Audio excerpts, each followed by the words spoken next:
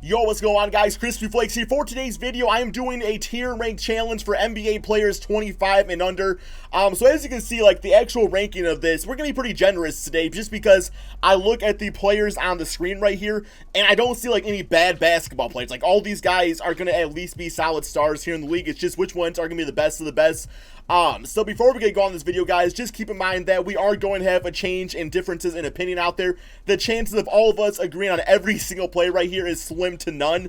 I mean, it's actually just none, man. Like, there ain't no chance of that whatsoever. So, as always, man, be respectful in the comment section. If you do disagree with me, please let me know why. Just because, you know, saying that you disagree, it doesn't allow me to learn where you are coming from, because sometimes I'll read one of those comments, I'll be like, yeah, man, I actually was probably wrong about that, you know what I'm saying? So, also, if you guys can please do me a favor and drop a like on this video. These type of videos tend to get a lot of dislikes, just because you do get people out there that get very, very in their feelings about that. So, you dropping a like really does mean a lot to me. Thank you all so much for that.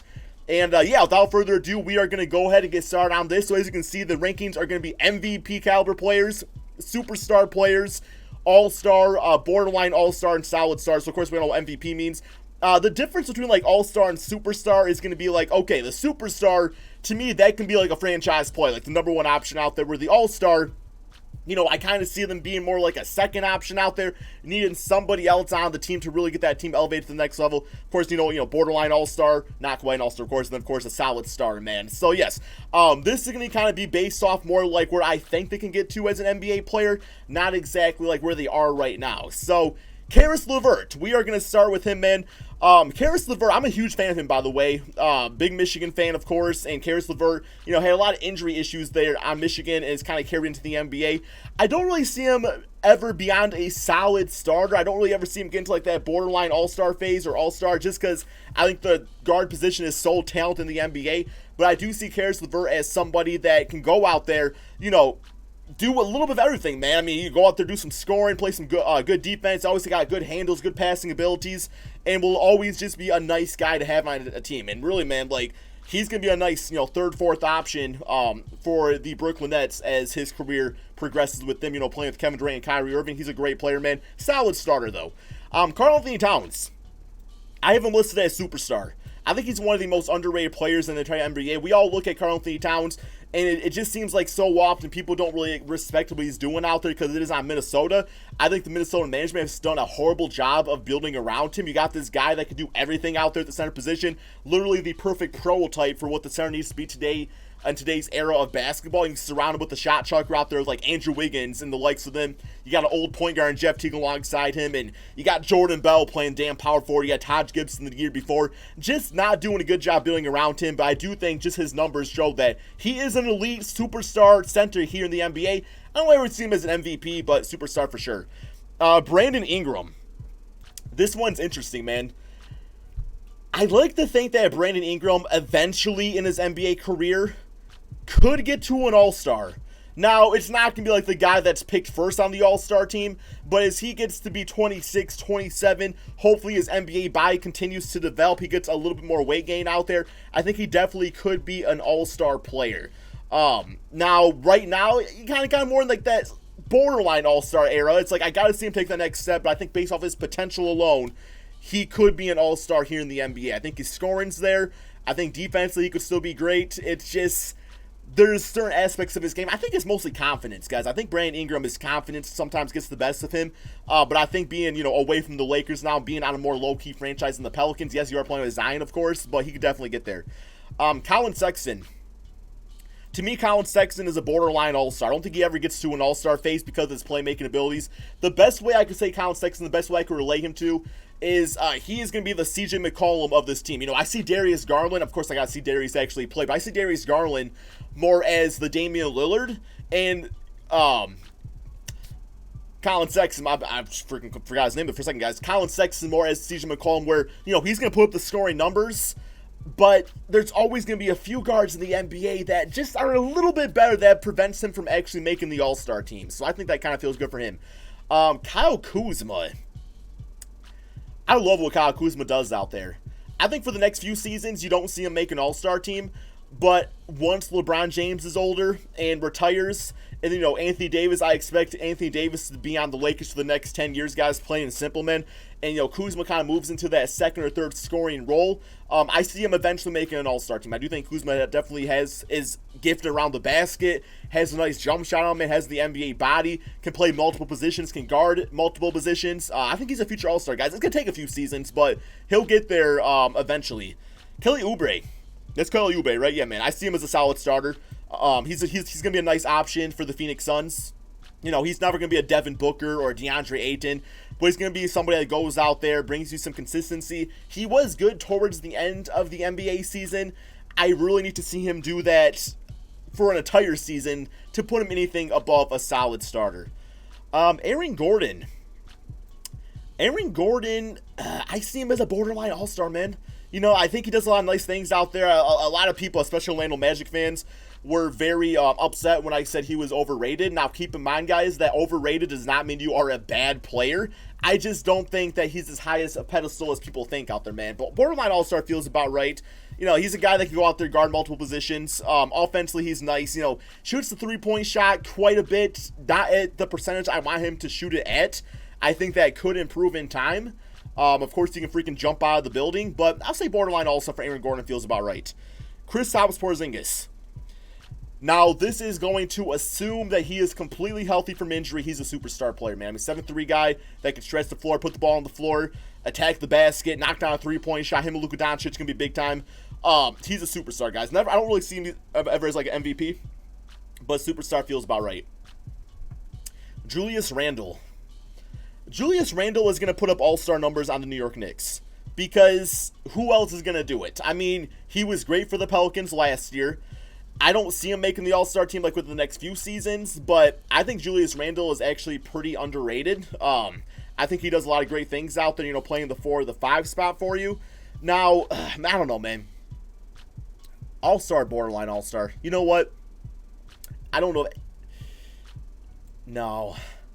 Julius Randle doesn't ever make an all-star team.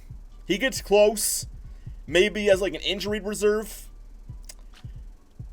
I'm about to come back to him, guys. I'm going to come back to him.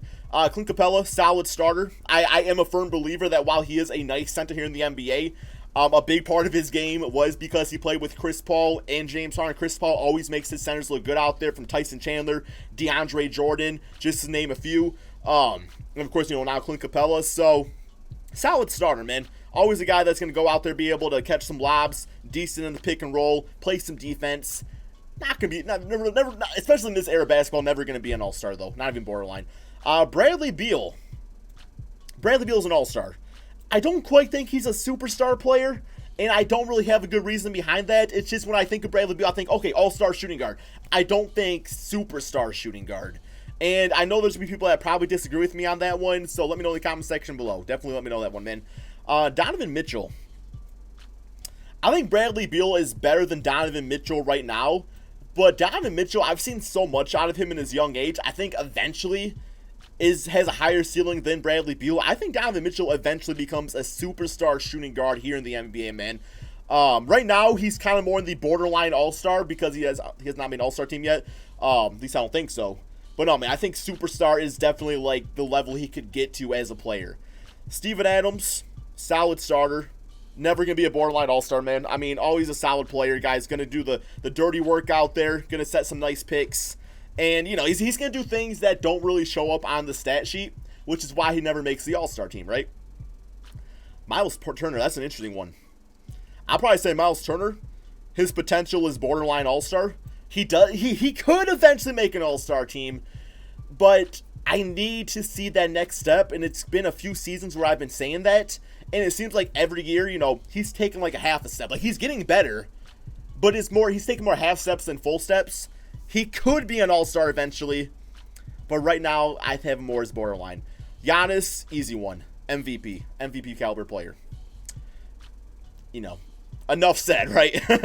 Lauri Markkanen. I don't think I ever see him as a superstar. I see him as a very, very solid all-star caliber player, and that's kind of where I feel him at right there. I think he's always going to be a high-caliber three-point shooter. I think defensively, you know, we can kind of be nice out there. I like him more at the 4 than I do at the 5, which is weird because, 7-footers at the 4 just don't really make all that much sense to me anymore, based with how small ball and the quickness of the game. But I think Lowry does pretty damn good out there, and I want to see what he does for the Bulls next season. Jason Tatum. He's a future superstar. It's just a matter of time. I think Celtic fans want it to be a lot quicker than what it's actually going to be. Now, he's like, 21 right now? I mean, I'm just imagining Jason Tatum at like the age of 26, 27, where his NBA body is primed.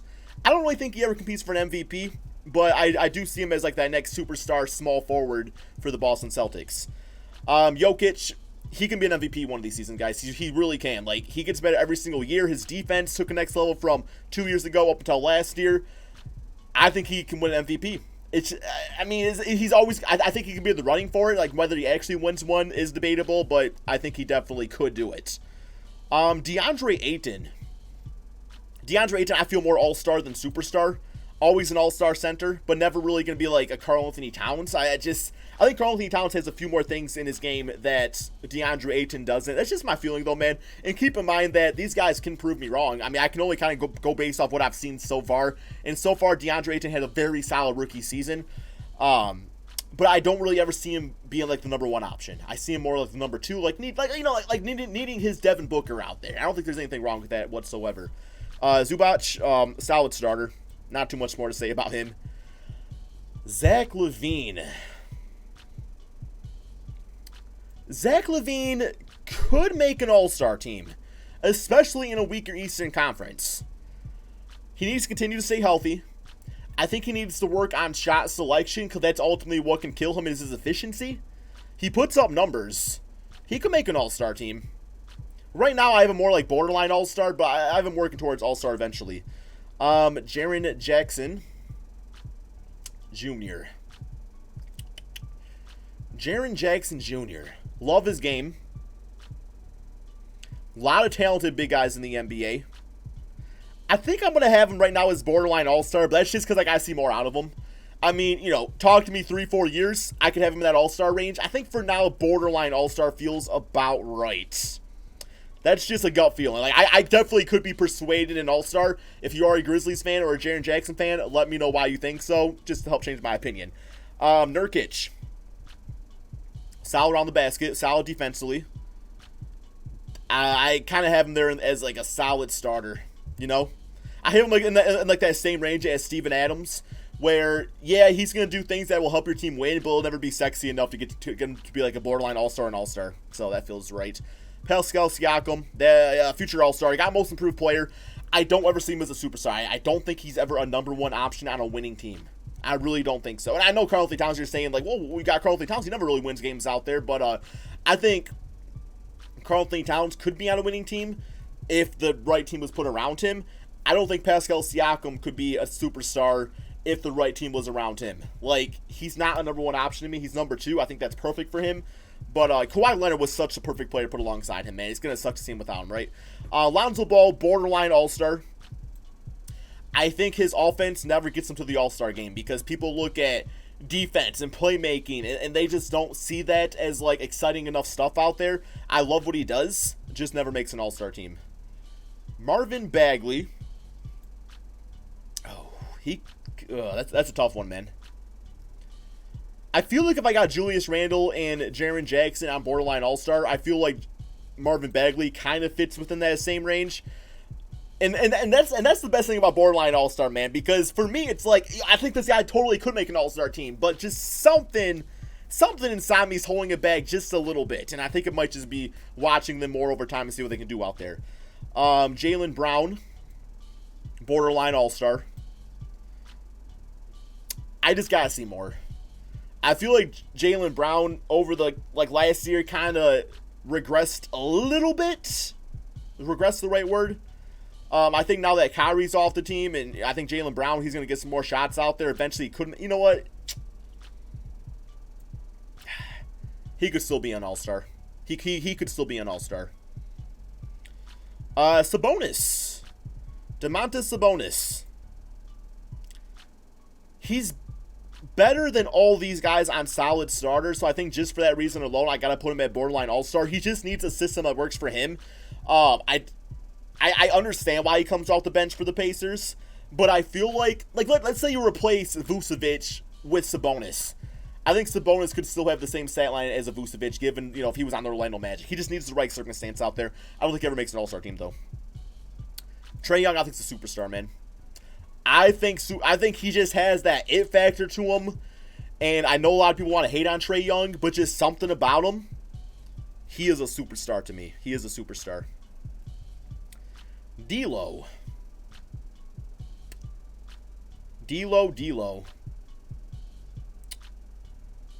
Gotta come back to him, man. I gotta come back to D'Lo. Jamal Murray. Jamal Murray's like right here for me, because he got paid a nice size contract, but I fear that Jamal Murray is gonna suffer from Mike Conley syndrome, where like he always puts up a nice stat line, but there's always gonna be Russell Westbrook, James Harden, other guys out there, man, other guards, Damian Lillard, that is just going to push him below and not make an all-star team. I think borderline all-star. He's borderline, but he's going to be a guy that deserves to make the all-star team. Does that make sense? I feel like that makes sense. Like, he deserves an all-star, but just because some of the other names out there, it's going to prevent him from actually getting there. I think what's also done, De'Aaron Fox is an all-star.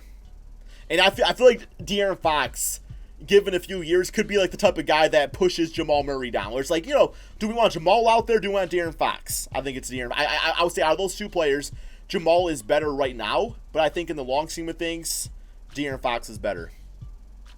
Let's go Luka Doncic. Luka Doncic. I know a lot of people want to think he's an MVP. I see him borderline MVP. Like, yeah, he could get there eventually. But an MVP, like, you gotta really, like, that's saying a lot, man. I think for now we gotta say him as superstar with the guy that could eventually become MVP. Joel Embiid. This is gonna piss a lot of people off. I think Jokic has a higher ceiling than Embiid does.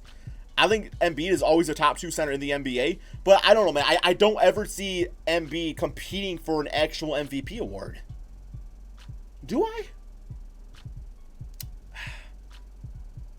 You know what? I got that for right now. I might revise it. Cause like, cause like the one that's kind of throwing me off is like Jokic, Joel. That's an argument to be had. Luka Doncic. I think okay, that's what I got for right now. John Collins, he can be an all-star. He'll be nice. I don't think he'll be a superstar, but I do think he'll make an all-star team. Ben Simmons, get that 3-point shot. You're a superstar caliber player. Don't think you ever quite win an MVP. I don't think you'll ever, I don't know, man. Because, like, Giannis doesn't really have a great 3-point shot. He can win MVP, but I don't know. Ben Simmons, I don't ever see him as that. I see him as a superstar player.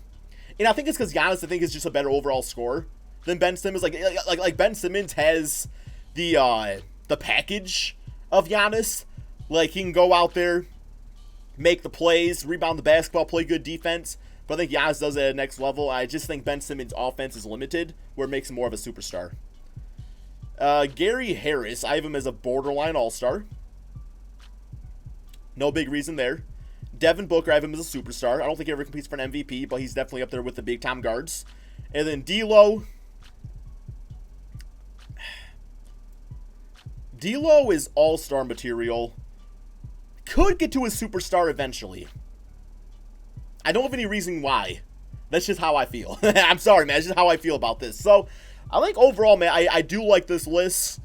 Joel Embiid, you know, if he stays healthy, could be an MVP. Luka Doncic, like, what we saw him do last year as a rookie, this guy's ceiling is the limit. Is unlimited, I should say. I think I like this list here, man. I think I do like this list. I don't really have any other big revisions to make. So, yeah, let me just so you guys can see this. Oh, that's my... Okay, I guess we're not going to be able to see that. Here, let me do this. There we go, man. There we go.